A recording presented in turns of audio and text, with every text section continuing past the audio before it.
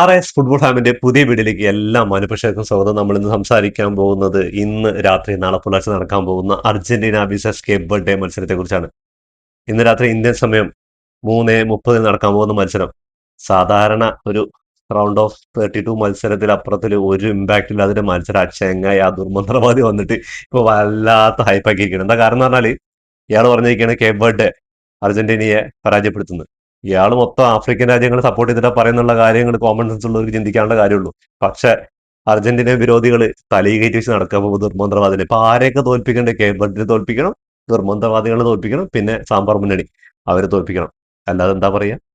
അങ്ങനെ നാളെ round of 32 ലോക ചാമ്പ്യന്മാര് അണിനിരക്കാൻ പോവാണ്.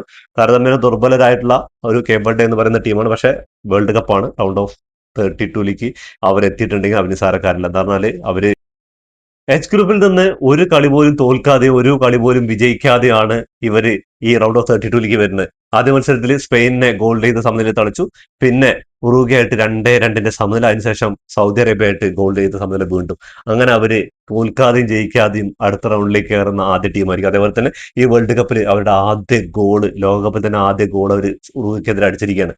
കേബിൾടെ അപ്പൊ നിസാരക്കാരല്ല എന്ന് പറയാൻ കാരണം പറഞ്ഞാൽ ഇവർക്ക് 32 വരുന്ന സമയത്ത് ഗോൾ രഹിത സമനില പിടിച്ചാൽ മതി. എക്സ്ട്രാ ടൈം കഴിഞ്ഞ് ഇഞ്ചുറി ടൈം പെനാൽറ്റിയിലൊക്കെ ലക്കിൽ വിജയിക്കാന്നുള്ള കൺസെപ്റ്റിലായിരിക്കും വരുന്നുണ്ടാവുക. പക്ഷെ ഇവിടെ അർജന്റീന സാക്ഷാൽ ലയണൽ മെസ്സിയുടെ കീഴിൽ ലോക ചാമ്പ്യന്മാരനെ അങ്ങനെ പെട്ടെന്ന് അങ്ങോട്ട് അട്ടിമറിക്കാന്ന് പറഞ്ഞാൽ അത് നിസാര കാര്യമൊന്നും അല്ല എന്നുള്ളത് മനസ്സിലാക്കണം. അത് മന്ത്രവാദി ആയിക്കോട്ടെ, ഇനിയിപ്പോ കേബർഡിയുടെ പ്രസിഡന്റ് ആയിക്കോട്ടെ. പിന്നെ പറയുന്നുണ്ടല്ലോ എന്താണ് നമ്മുടെ വിരോധികൾ ഇങ്ങനെ പാടിക്കൊണ്ട് നടക്കുകയാണ്. ഈ സൈഡ് കേബർഡിയും അതേപോലെ തന്നെ ഇനിയിപ്പോ അടുത്ത മത്സരത്തിൽ ഈജിപ്തോ അല്ലെങ്കിൽ ഓസ്ട്രേലിയയോ വരാൻ പോകുന്നു. അത് കഴിഞ്ഞാൽ കൊളംബിയ ആണ്, അത് കഴിഞ്ഞാൽ ബ്രസീലാണ്. ഒക്കെ സിമ്പിൾ ആയിട്ടുള്ള പാത്താണ്.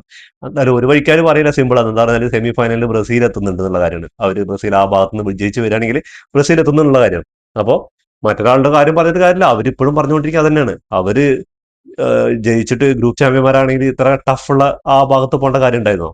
ഗ്രൂപ്പ് ചാമ്പ്യന്മാരായില്ല, അതുകൊണ്ടല്ലേ. അല്ലെങ്കിൽ ഈ സൈഡ് വരണ്ടല്ലേ? അങ്ങനെയാണെങ്കിൽ നമുക്കൊരു സൂപ്പർ അർജന്റീന വിസസ് പോർച്ചുഗൽ മത്സരം കൂടി കാണായിരുന്നു. അതിനും സാധിച്ചില്ല. കൊളംബിയ കൂടി ഗോൾ ചെയ്ത് സമനില. അതേപോലെ തന്നെ വേറെ ഏതാ ടീം അവരായിട്ട് സമനിലയായി. പിന്നെന്താ ചെയ്യുക? അങ്ങനെയൊക്കെ പറഞ്ഞിട്ട് പിന്നെയും ഫിഫ പോയി അർജന്റീനയ്ക്ക് ഫേവർ, ആന, ഒലക്ക, തേങ്ങ. കഴിഞ്ഞ വേൾഡ് കപ്പിൽ ഇതല്ലല്ലോ പറഞ്ഞത്. ആദ്യ മത്സരത്തിൽ സൗദിയോടായിട്ട് പരാജയപ്പെടുകയാണ്. പിന്നെയുള്ള ഓരോ മാച്ചുകളും എല്ലാ ടീമുകളെക്കാളും ടഫായിരുന്നു ഫൈറ്റ്. എന്താ പറഞ്ഞാൽ അവർക്ക് ഓരോ മത്സരങ്ങളും വിജയിച്ച് മുന്നോട്ട് പോകണമെങ്കിൽ നോക്കൌട്ട് റൗണ്ട് പോലെയായിരുന്നു. അത് ഗ്രൂപ്പ് സ്റ്റേജ് മുതൽ. ഗ്രൂപ്പ് സ്റ്റേജിൽ 2 മത്സരങ്ങൾ മെക്സിക്കോ ആയിട്ടും ഓസ്ട്രിയ ആയിട്ടൊക്കെ ഉള്ള കളി നമ്മൾ കണ്ടതല്ലേ. ഫൈനലില് അങ്ങനെ ഫിഫയ്ക്ക് അർജന്റീനയ്ക്ക് വേണ്ടി ഫിഫ അങ്ങനെ ഒരുക്കി കൊടുക്കണം. ഫൈനലിൽ ആ 2-0 നിൽക്കുമ്പോൾ തന്നെ കളി അവസാനിപ്പിച്ചൂടെ? പിന്നെ ഈ എക്സ്ട്രാ ടൈമിലേക്കും അതേപോലെ തന്നെ 2-2 ഫ്രാൻസ് തിരിച്ചു വരലും അതേപോലെ തന്നെ 3-3 ആവലും പിന്നെയും പെനാൽറ്റി ഷൂട്ടൗട്ടിലൊക്കെ കൊണ്ടുപോകേണ്ട കാര്യമുണ്ടോ? എന്താണോ പറയുന്നത്? ചുമ്മാ എന്തെങ്കിലുമൊക്കെ അടിച്ച് വിടല്ലേ. ഒരു ചെറിയ ഫേവറൊക്കെ ഏതൊരു ടീമുകളും ആ ഒരു കാലഘട്ടത്തിലെ ഏറ്റവും ഫേവറായിട്ട് എന്താന്ന് പറഞ്ഞാൽ ഈ 2018 പുറകിലോട്ടൊന്ന് നോക്കിക്കഴിഞ്ഞാൽ അർജന്റീനയ്ക്ക് അറിയാം എന്താന്ന്. 2014 വേൾഡ് കപ്പ്, 2018 വേൾഡ് കപ്പ്, അതേപോലെ തന്നെ ഇടയിൽ കുറെ കോപ്പ അമേരിക്കകള്. ഈ സമയത്തൊന്നും ഈ ഫേവറും കാര്യങ്ങളൊന്നും ഫിഫയ്ക്ക് ഉണ്ടായിരുന്നില്ല. ഈ മെസ്സിയും ഈ അർജന്റീനയെല്ലാം അവിടെ കളിച്ചെന്താ അർജന്റീനക്കാരുടെ പൈസ ഉണ്ടായിരുന്നില്ല ആ സമയത്ത്. ഇപ്പോഴാ പൈസ ഉണ്ടായിരുന്നു. അപ്പോ പറയുമ്പോ എന്തെങ്കിലുമൊക്കെ ഏഹ് വസ്തുതാപരമായിട്ട് പറയുക. ഓരോ കൺസെപ്റ്റ് ഉണ്ട്, ഓരോ ഫൗളുകളും കാര്യങ്ങളും. അതൊക്കെ കോൺട്രവേഴ്സി ആയിട്ട് ഇങ്ങനെ പറഞ്ഞുകൊണ്ടിരുന്ന നിങ്ങളുടെ വായത്തെ വെള്ളം പോവാന്നല്ലാതെ ഒരു കാര്യം ഉണ്ടാവില്ല. അപ്പോ എവിടെ കൂട്ടുപിടിച്ച് ഇന്നിപ്പോ സാമ്പാർ മുന്നണി എന്തായാലും അർജന്റീനയ്ക്കെതിരെ ആ ഒരു അർജന്റീനയുടെ തോൽവി കാണാൻ വേണ്ടി കാത്തിരിക്കുകയാണ്. അപ്പൊ അതിനു മുമ്പ് പോർച്ചുഗലിന്റെ കളി നടക്കുന്നുണ്ട് ക്രൊയേഷ്യ ആയിട്ട്. അപ്പൊ അതിനെന്താവുന്നു തീരുമാനിക്കാൻ എന്താണ് ഞാനിപ്പോ വീഡിയോ ചെയ്യുന്നത് ആ ഒരു കളിക്ക് തൊട്ട് മുന്നാണ്.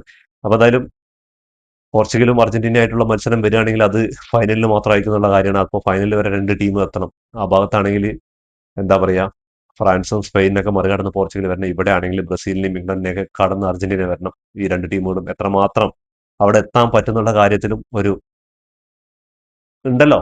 ഇവരെ മറികടന്ന് എത്തണം. എത്തിക്കഴിഞ്ഞാൽ ഒരു സൂപ്പർ ക്ലാസിക് പോരാട്ടം തന്നെ ഫൈനലിൽ കാണാൻ പറ്റും. അതിന് എനിക്ക് ചാൻസ് കുറവാണ്, എന്നാലും കാത്തിരിക്കാം.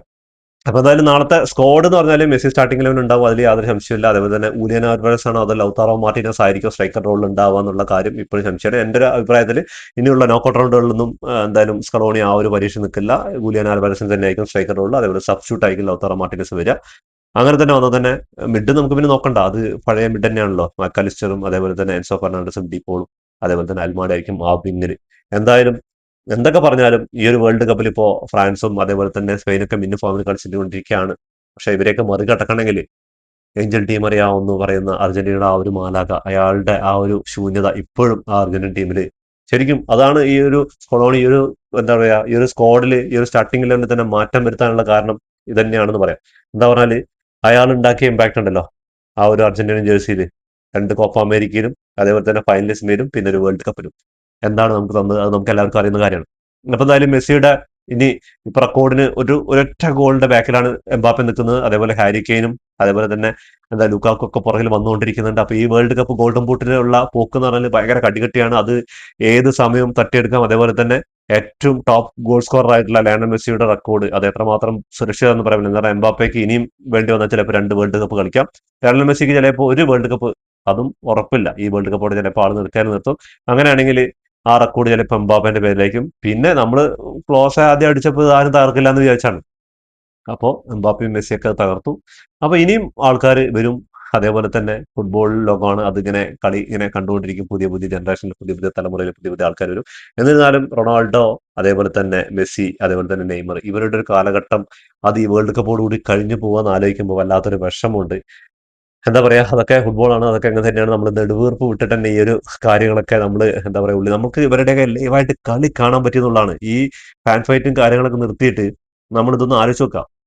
ഇവരുടെയൊക്കെ കളി നമുക്ക് ലൈവായിട്ട് കാണാൻ പറ്റില്ല. അത് നമ്മുടെ മക്കൾക്ക്, ഇനി നമ്മുടെ പിഞ്ചു മക്കൾക്ക്, അതുപോലെ നമ്മുടെ അടുത്ത തലമുറയ്ക്കൊക്കെ പറഞ്ഞു കൊടുക്കാൻ പറ്റും. ഇങ്ങനെയൊക്കെ കളിയൊക്കെ നമ്മൾ ലൈവായിട്ട് ഇരുന്ന് കണ്ടതാന്നുള്ള കാര്യം. അതിൽ കൂടുതൽ ഭാഗ്യം ഒരു ഫുട്ബോൾ പ്രേമിക്ക് വേറെ എന്താ വേണ്ടത്? വെറുതെ നിന്നിട്ട് ഫാൻ ഫൈറ്റും തമ്മിത്തല്ലും അടിയും. എന്നൊരു കാര്യം പറയണേ, ഈ വേൾഡ് കപ്പ് ഈ മാസത്തോടുകൂടി തീരും. പക്ഷെ നിങ്ങളുടെ സൗഹൃദങ്ങളെ ഒന്നും മുറിച്ചു മാറ്റുന്ന ആ ഒരു ഫാൻ ഫൈറ്റുകളൊന്നും വേണ്ട എന്നുള്ളതാണ്. നമ്മൾ നല്ല രീതിക്കുള്ള ആരോഗ്യപരമായിട്ടുള്ള ഫൈറ്റുകൾ, അത് നല്ലതാണ്. അപ്പോൾ എന്തായാലും ഇതോടുകൂടി ഈ വീഡിയോ അവസാനിക്കുന്നു. ഫുട്ബോൾ ലോകത്തെ പുതിയ വിശേഷങ്ങൾ വീണ്ടും കാണാം. ഈ വീഡിയോ ഇഷ്ടപ്പെട്ടാൽ ലൈക്ക് ചെയ്യുക, ഷെയർ ചെയ്യുക, സബ്സ്ക്രൈബ് ചെയ്യുക.